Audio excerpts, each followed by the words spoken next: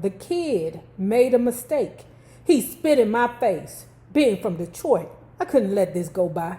Couldn't help myself. I kicked his ass. Whipped him real good. You don't never fight one of them light skins. You know why? Because they always got to prove a point.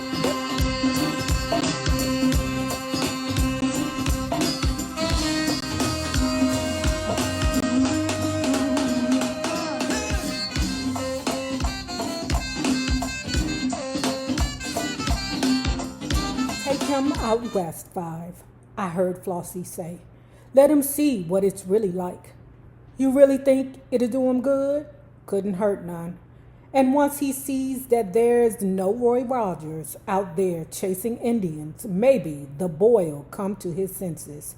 Get more serious about things. If you say so. I know so. Was I hearing right? Was it possible? Were Mama and Daddy, long divorced, actually agreeing about something? Was I really about to see the great American West? Ciao. Not the way you think. We left on a scorching day in June of 1947. Just the two of us, with me feeling like the luckiest kid alive. That winter, the action at the bowling alley had been so good that Daddy could take off 2 months, devoted to me and our Western trip. Here we go, y'all. Cruising in 5's new blue heavy horse-powered black fendered caddy. Route 66 looked mighty slick. Baby, let's cruise away from here. Don't be confused, baby. The way is clear. You know, ooh, that Texan was something devastating.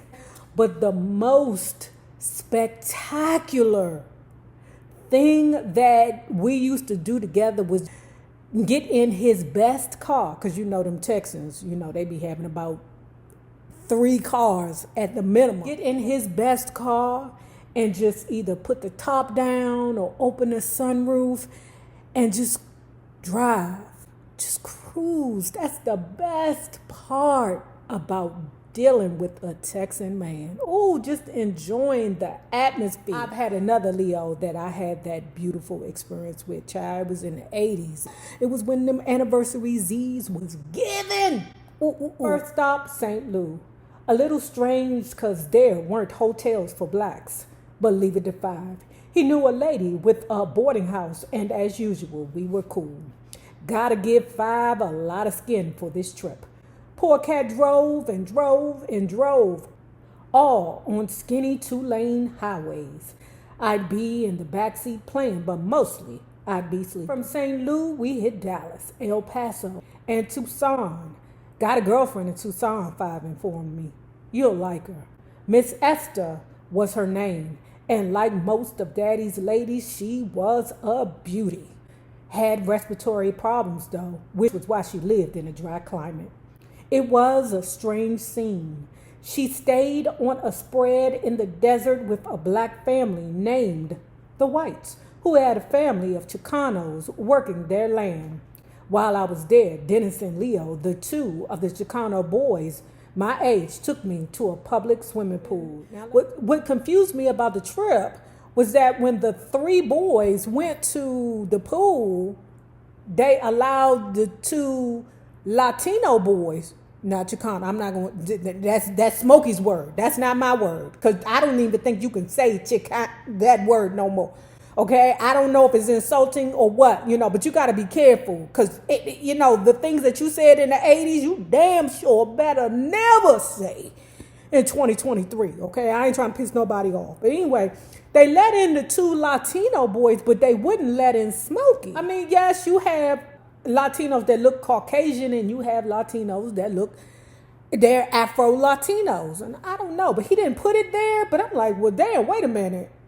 Smokey Robinson ain't far from white, okay? And them eyes is clearer than that pool of water, I'm sure. So it's strange to me, but he said they wouldn't let him in because of the color of his skin. I'm like, huh? Mama and I had gone to visit Grandma. Me and some buddies were coming back from a candy store when a group of white guys got all up in our faces.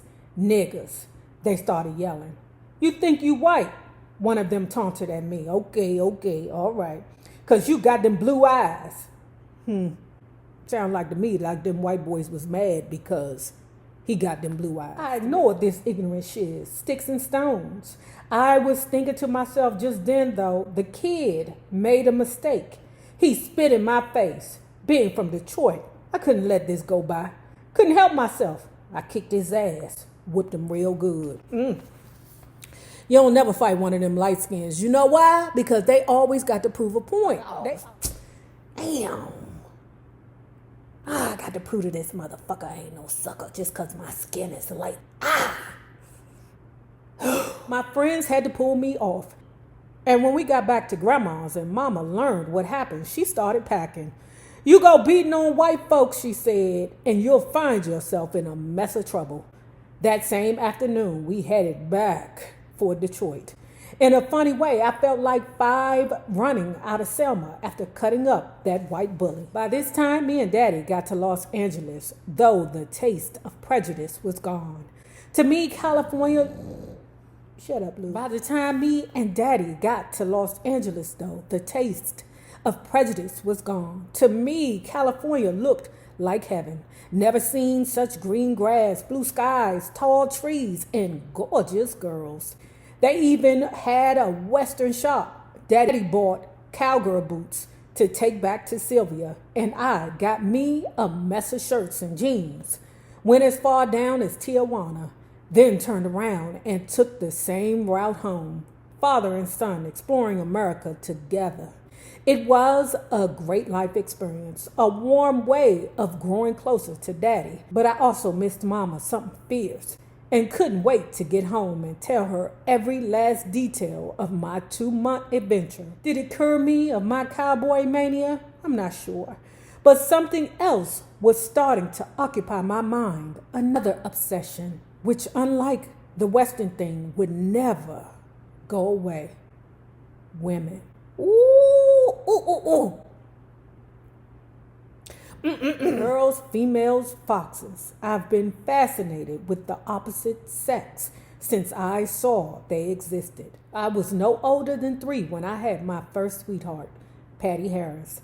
Used to take my nickels and walk her to the store, holding her hand where I'd buy her ice cream cones. Mama would tease me. That's your girlfriend, Junior? Sure is, I'd say, not in the least embarrassed. I'm going to marry her. My first day of school is a prime example of the powerful effect of females on my soul. Mama takes me to kindergarten. Mama takes Smokey Robinson down to the school. Smokey like, Ma, what is this? Why you dropping me off here? Is you coming back? When you coming back? This looks suspicious. You don't let me know more, Mama? Smokey don't want no parts of it because whatever this place is, it's taking him away from his mama. And he is a mama's boy because although he is not the only child, he is the youngest child, the baby boy. His siblings are so much older than him. So now she's gone and I'm still weeping when the teacher says, Marva Jean, William is new to the class. Why don't you show him how we carry our chairs? Suddenly, like a vision of a dream, this angelic-looking little girl with long black hair floats across the room and gently picks up a chair from behind. Everything about her appears exotic. Her skin, her mouth, her dewy eyes. Damn! That's a strange way of visualizing things as a kindergarten. Now that kind of speaks volumes. My tears stop falling and my love starts flowing. Forget Mama. I'm a goner for Marva Jean and can't wait to go to school every day just to see her. It's I'd sing much later in my life. Just to touch her, I would do anything. In 2nd grade, Marva Jean gave way to Marilyn Tinsley, another knockout, but with beautifully braided brown hair. I loved Aretha Franklin. Not only was she a cutie pie, but her musical talent was phenomenal. Me and my friends fooled with music, but none of us, like little Aretha, could sit down and play two-fisted, full-blooded, stomp-down piano. As a child, she played nearly as good as she plays now. That's how advanced she was. In fact, my feelings for Aretha were so strong that Cecil could hustle me for favors just by saying, "I'll fix you up with Ree." Finally getting hip to his hype, I saw he had no intention of fixing me up. He was too much of a protective big brother. I was heartbroken. Good. The hell? You just running around here running from chick to chick, buying them rings from the bubblegum machine, making their fingers turn green. I was a starry-eyed kid, touched by feminine wiles, their smooth skin, their tender touch. Mama couldn't complain because I was also doing great in school, made the honor roll every time. This gave Mama special joy because Jerry dropped out of high school. There was pressure on Rose Ella to do well, and she did. She was a brilliant student, getting straight A's at Cass Technical High. You know, that's the same school that Donna Ross went to, where entry requirements for blacks were super stiff. Rose Ella went on to Wayne State as a pharmacy major, but much to Mama's disappointment, quit to get married. As a scholastic hopeful, that left only me, and I wasn't about to disappoint my mother. Little did I expect, though, that something deeper than disappointment awaited me. Something so devastating, so completely crushing, I wasn't sure I'd ever recover. When I was 10, my world fell apart. Those headaches, she said, were killing her. I heard her. I saw her hurting. But I also thought the pain would pass. I didn't know that her blood pressure was so high that doctors couldn't measure it. In 1950, her headaches got worse. My sisters took her from one hospital to another, yet she'd always come home. For long stretches of time, she'd be bedridden, but eventually she'd bounce back. I'm thinking that just at the time, they just didn't have the medical advancements that they have now to help to control blood pressure. You know, he did say that his mama was 200 pounds, but he didn't say her height. And on top of that, she smoked. Then in October, she deteriorated. I should have seen it coming. But I turned the other way, denying what was happening, convincing myself that Mama would go on forever. There couldn't be a world without Mama. Mama wants to see you, Jerry told me on an evening when the whole family was huddled around, even 5 who stayed nearby during these last days.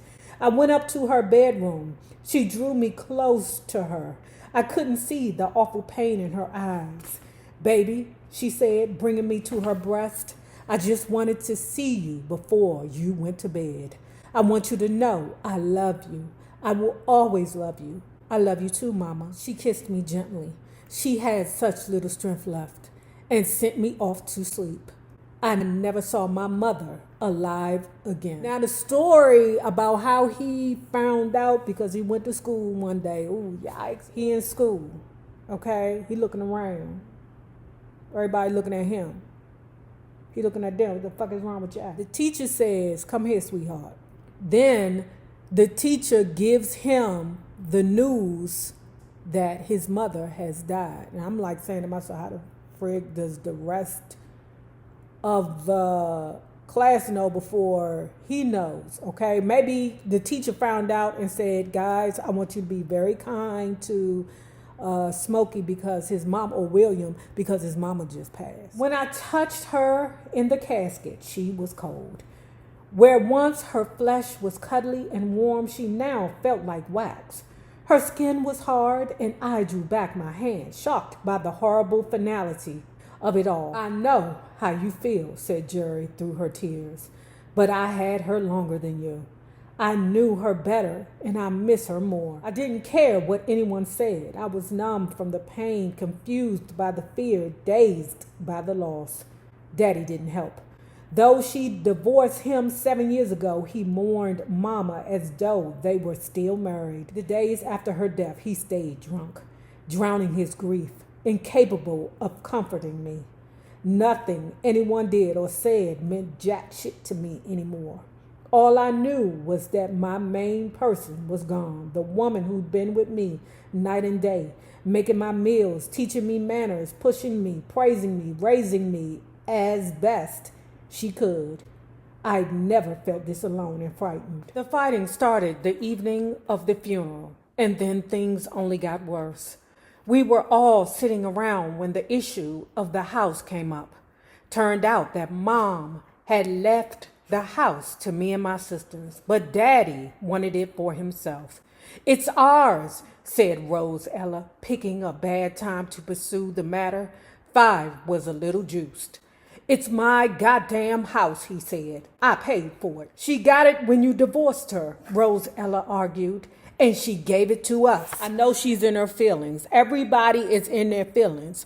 But Rose Ella must have assumed some things because that house was brought when they were still married. And it must have been an agreement that 5 would move out and allow her, the mother, to take care of the kids in the house. Okay, so, that's when I say the children must stay in their place, even though Rose Ella is a grown woman now. I'm like, wait a minute, Rose Ella. Sometimes when kids jump out there in situations, they don't know what the F they be talking about. So that's a prime example of why children need to stay in their place. I understand that emotions are high right now, but Rose Ella was loud and wrong. It's my goddamn house, he said. I paid for it. She got it when you divorced her, Rose Ella argued, and she gave it to us. 5 flipped. His eyes got wide and his temples started throbbing. You could see the veins in his neck. Without warning, he picked up a butcher knife and went after Rose Ella, chasing her around the house, screaming, "This is my motherfucking house, and I'm gonna live here, and no one's gonna stop me."